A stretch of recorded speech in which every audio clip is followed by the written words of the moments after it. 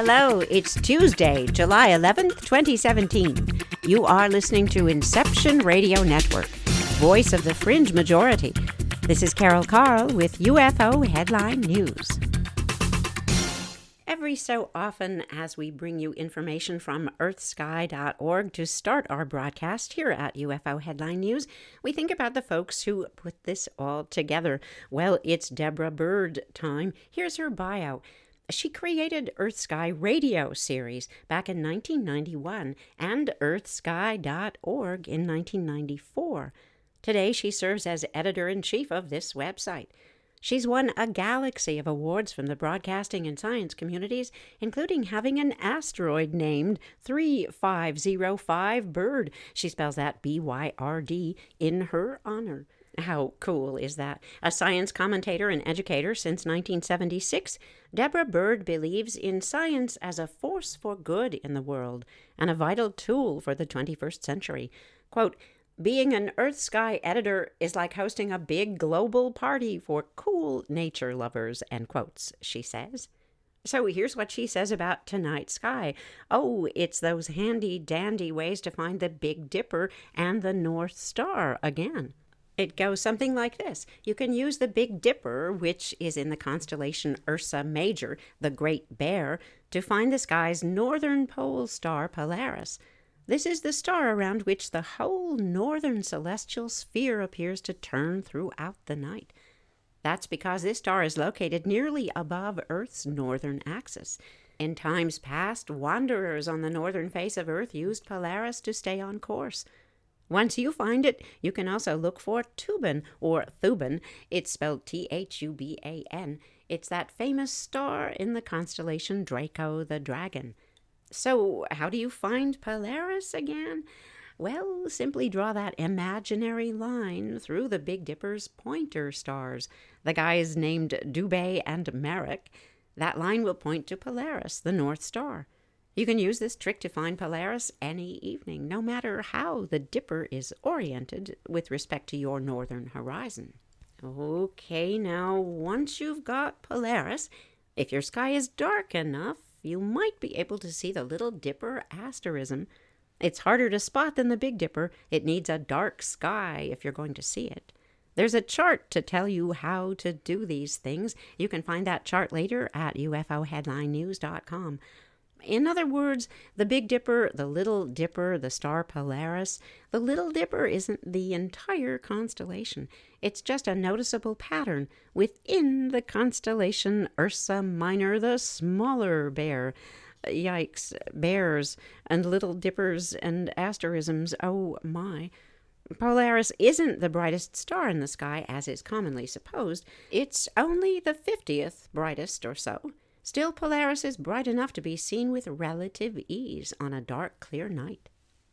Now back to Thuban, Thuban. We're just going to call it Thuban, and its constellation Draco the Dragon. As night deepens, the fainter stars of the Little Dipper spring into view, and those of you with dark enough skies can expect to see a winding stream of stars going between the Big Dipper and Little Dipper. This winding stream, that would be your constellation Draco. The star Thuban is one of the stars here, part of the tail of the legendary constellation Draco the Dragon, a fixture of the northern skies. Deborah Bird always finds Thuban by remembering that it's between the Big and the Little Dippers. Thuban has fame. It served as a pole star around 3000 BC, and this date coincides with the beginning of the building of the pyramids in Egypt. It is said that the descending passage of the Great Pyramid of Khufu at Giza was built to point directly at Thuban. So our ancestors knew and celebrated this star. So here's the bottom line.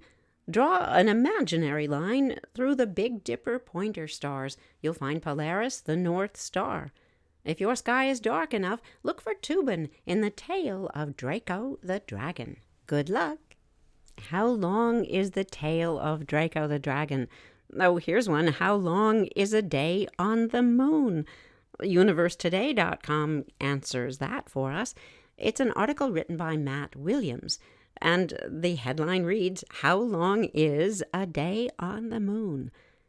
The moon has been around since the earliest days of the solar system.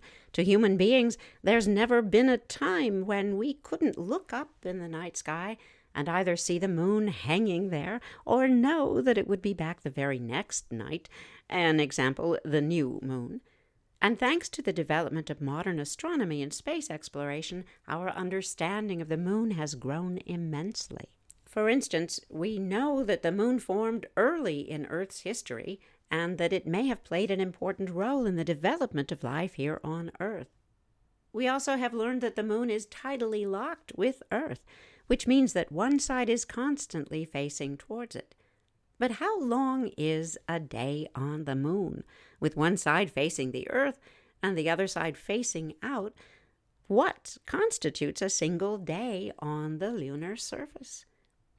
To break it down simply, a day on the moon lasts as long as 29.5 Earth days. In other words, if you were standing on the surface of the moon, it would take 29.5 days for the sun to move all the way across the sky and return to its original position again. However, as with all bodies in the solar system, distinguishing between different types of days based on different types of periods is necessary.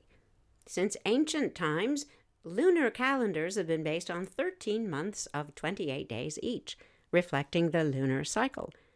But as astronomers have discovered from centuries of studying the moon's behavior, the moon's orbital period, in other words, the time it takes for the moon to complete a single orbit around planet Earth, is actually the equivalent of about 27.3 Earth days, or 27 days, 7 hours, and 43 minutes. Oh, and don't forget those 11.5 seconds to be precise. And while the moon rotates on its own axis, the speed at which it rotates, in other words, its sidereal rotation, is very slow. In fact, it takes the moon the equivalent of 27.3 Earth days to complete a single rotation on its axis, the same amount of time it takes to complete a single orbit around Earth. What this means is the moon is tidally locked with Earth. In more other words, the moon always points the same face towards the Earth, which is why human beings are so familiar with that face of the moon, and refer to the side that faces away from us as the dark side. And therefore, if you were standing on the surface of the moon, you would always see the Earth in exactly the same position, while the stars and the sun would continue to move around in the sky. And here comes that however.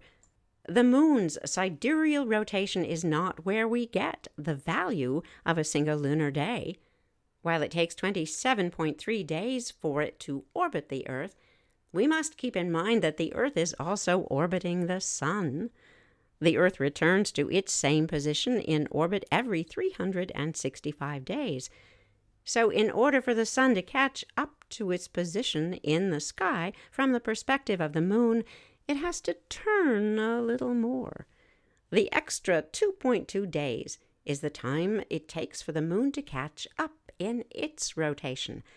And while the amount of time the moon takes to complete one turn on its axis with respect to the stars is 27.3 days, that constitutes a sidereal day, the amount of time it takes for the sun to return to that same position in the sky is something called a synodic day. S-Y-N-O-D-I-C is how that's spelled, and that's what takes 29.5 days. Phew. Again, no tests, no pop quizzes here. We absolutely stand by that. But it's interesting information to sort of get a sense of, we think. And as the writer continues, Matt Williams says, ergo, a single day on the moon, with respect to the sun returning to the same position in the sky, it's actually about as long as an average month here on Earth. So if people are planning on living there someday, and they aren't living in the permanently shadowed craters that exist in the southern and northern polar regions, that's something they might have to get used to. As with all the bodies of the solar system, it comes down to a matter of perspective. And if you're living on the moon, your perspective on what constitutes a day will be vastly different from that of a person who was born on Earth. We can only ponder what that's going to do to circadian rhythms, etc. Let's get in the rhythm of a UFO sighting in Sequoia National Park in the Golden State of California, shall we? This comes to us by way of UFOstalker.com. It's MUFON case number 84898. The date of this sighting is July 6th, 2017. It was submitted for examination, etc. on the 7th of July this same year. Under sighting basics, here's the summary provided by the witness. 3 white lights, triangle formation, hovering, ascending over California Highway 198 in Sequoia National Park. Sighting specifics provide a viewing distance 101 feet to 500 feet eventually, an altitude described as treetop. The sighting duration was 2 minutes. The object features are carrying that report unknown. The flight path, hovering, and then path. And according to the witness, this object was shaped like a sphere. There's no weather listed, so we're guessing the weather was not particularly impactful to this event. Here is the event, rough, unedited, first-person words of the witness. I was in the car with my girlfriend when scanning the road for hazards and pretty views upon our exit from Sequoia National Park. I was leaning forward, looking at the treetops, which were about 200 feet off the ground, when the road straightened out from its previously curvy path. Immediately, I saw 3 white lights in the air. They were roughly at my elevation due to the fact that we were coming from uphill. My girlfriend was on the phone talking to her sister at the time. I cut her off. I exclaimed, "Look at that! Look at it right now!" I continued to force her to look at it so that I wouldn't be the only witness. I am convinced that other cars that had been in front of me and behind me saw this as well. This object was hovering just above the treetops, a short distance to the south of Highway 198. It was a slow aircraft speed visually. I estimate it to be about 80 miles per hour. These 3 lights were in a triangle shape on a shadow. The shadow looked circular. I'm unsure of the shape of this craft as the middle light rotated about the x-axis of the shape while the 2 outer lights stayed put. The individual lights were circular. They were bright white. This craft rotated to face the general direction of the road. All the while, it continued moving higher and further away from where we first saw it. My girlfriend is in agreement with what I saw. Both of us are mentally healthy. I'm sure this was not a civilian or military aircraft. It did not have any of those distinct light patterns that accompany such aircraft. I'm sure that we did not just witness the aircraft from an angle at which it would be unrecognizable. My father's a pilot. I have flown planes myself since age 10 under my father's instruction, and I've lived near a military airbase since I was born. Living near that airbase has exposed me to aircraft every day for as long as I've lived. I can recognize which aircraft is what simply by its silhouette, its lights, its flight patterns.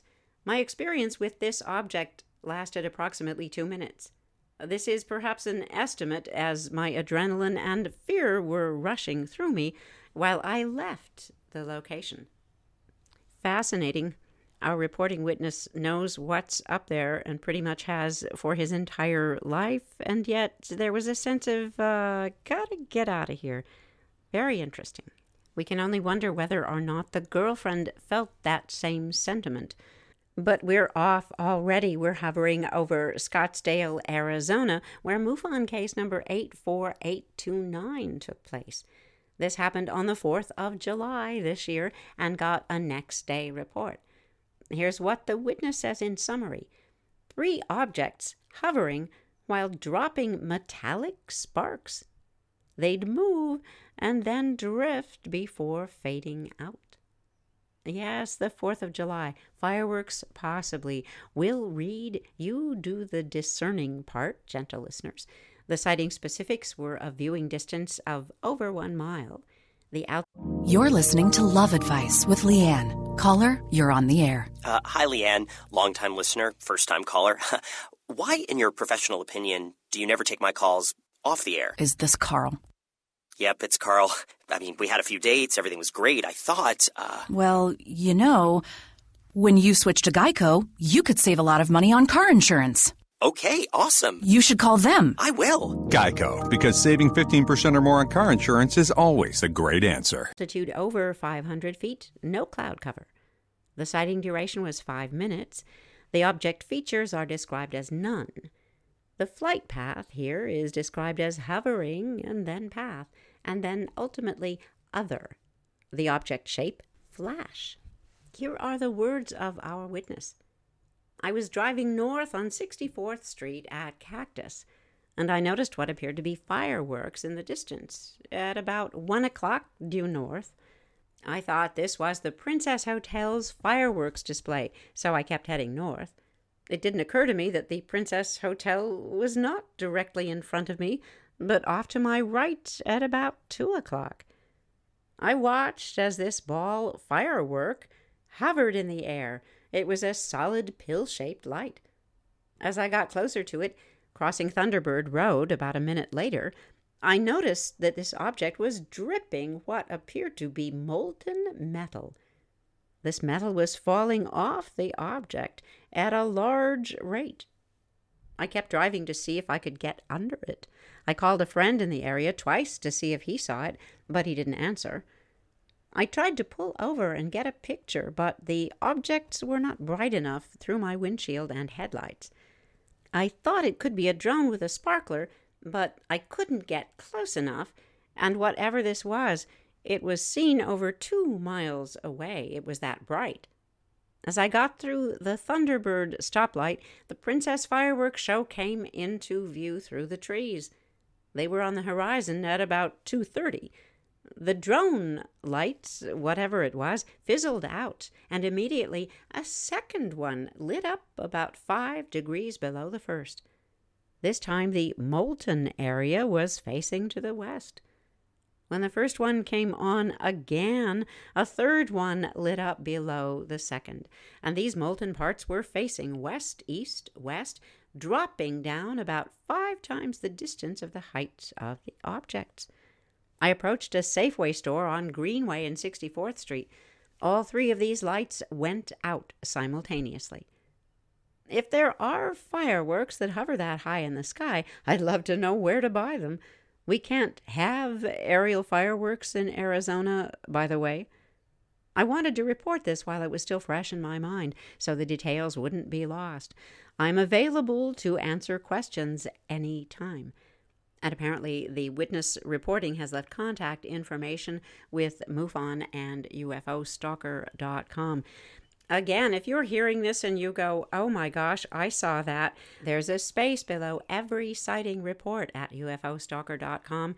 It's a wonderful sense of community, confirmation, like mine saying, yes, I saw that, and here's what it looked like from my POV. Let's head north to Chicago, Illinois. MUFON case number 85024. It's another sighting carrying the date of the 4th of July, 2017. It wasn't reported till the 10th of July. Here's the summary. Observed bright orange solid light traveling south. Slowed down, hovered, then regained speed. There is a photograph and video submitted with this account. Check it out, gentle listeners. It's rather stunning. Hard to explain, so we won't. The sighting specifics provided by our witness include a viewing distance of 501 feet to 1 mile. The altitude unknown. The sighting duration was 2 minutes. The object features are reported as unknown. The flight path was a path with directional change, and this object is reported to have been shaped like a sphere. There's a bit of weather. The maximum temperature over Chicago, Illinois at the time was 83 degrees Fahrenheit, 28 degrees Celsius. down to a minimum temperature of 64 degrees Fahrenheit, 18 degrees Celsius. The maximum visibility was 10 miles, 16 kilometers, down to a minimum of 9 miles, 14 kilometers. And at the time of this curious occurrence, there was nothing abnormal about the weather. Here's what happened. I had just arrived home from work in front of my house. It was about 12:45 a.m., July 4th, 2017. I was carrying a suit bag and case in my hands. As I walked from my car toward my house, I suddenly saw what I first thought to be an airplane flying south. It appeared from behind the neighbor's roof, and it looked to be about the distance of possibly 2 to 6 blocks west of me. I didn't know how exactly to estimate the altitude. Immediately, I noticed something strange. This object had no blinking lights. It only had a bright orange glow to it that never changed intensity or color, and the light looked spherical. It made no sound. I dropped my suit bag and case on the sidewalk and turned back to my car to grab my eyeglasses, which were on the same passenger seat. I closed the car door and put my glasses on. The object was on the same flight path in a straight line going south, but by this time it had slowed down. It didn't lose altitude. It didn't move up or down. It just slowed almost to a hover, but then it slowly regained speed again and continued in a perfectly straight line south. I had snapped a photo with my cell phone, and then I proceeded to turn on the video camera on the phone. I continued to photograph this object for about another half a minute. At that point, it seemed to make a right-angled turn west and move due west. As it continued west, it faded out within 15 seconds, and I simply couldn't see it anymore. It sounds perhaps more like something drone-like than fireworks, the turning, the slowing down. The date, of course, is the 4th of July, so we're going to have to leave that as an unknown. Let's head off to the East Coast now, to the state of Massachusetts, city of Medford. That's where MUFON case number 85025 took place. It took a while for this case to get a report. It happened June 11th, 2017, and it wasn't reported till just about a month later. Here's what the witness says in summary. Noticed an object, too bright to be star, changed shapes as I arrived home late in the evening. There are photos accompanying this report as well, and you can do your own analysis of these later at ufoheadlinenews.com. Sighting specifics: offer a viewing distance unknown. The altitude over 500 feet. No, there wasn't any cloud cover that night over Medford, Massachusetts. The sighting duration was 15 minutes. The object features are described as other.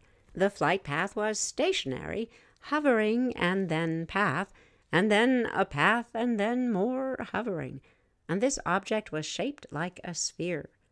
It was hot over Medford, Massachusetts that day. Maximum temperature 92 degrees Fahrenheit, 33 degrees Celsius, dropping down to a more comfy minimum temperature of 66 degrees Fahrenheit, 19 degrees Celsius. All of the visibility factors were the same, that standard 10 miles, 16 kilometers, and this event had nothing abnormal meteorologically. Here is the event itself in the first-person words of our witness.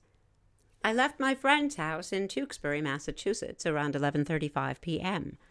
I arrived home and parked in the driveway just past 12 midnight. As I got out of my vehicle, I happened to look up and take notice of a nearly full moon and its brightness.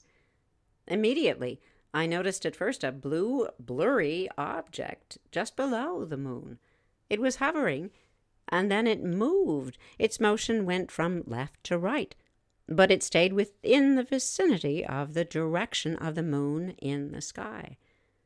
I got a very strange feeling that I was looking at something other than a star. So I put on my glasses for distance and began taking cell phone pictures. I zoomed in and out to try to give this thing scale. As I began taking the pictures, my observation was that the object was going through a blurry transformation of shape and color. And while I could not be certain what was taking place, I was positive that whatever this was, it had to be significant in size, because the distance looked many miles away and high above the horizon up in the sky. After 10 minutes, I went into the house to get my roommate to take a look at this, and when we went back outside, it had disappeared from view. There was no opportunity to witness this, as it left the vicinity where I had originally seen it. I went into the house. I downloaded the pictures onto my computer to verify what I might have taken pictures of, and I was astounded at the change that took place before my eyes. Knowing that I had taken all of these pictures in under a minute, at one point it looked cylindrical, and then it changed again into an unknown shape as it hovered. It made no sound at the time I observed it. To note, all of the stars in the sky were faint, and they didn't even show up in any of the photos from what I can tell. So I have no idea exactly what this was, other than by definition a UFO. Oh, yeah, it was an unidentified flying object. Specifics, well, those will have to wait for another time. Our time for today has vanished. Gotta fly because that's a wrap. Thank you for listening to Inception Radio Network.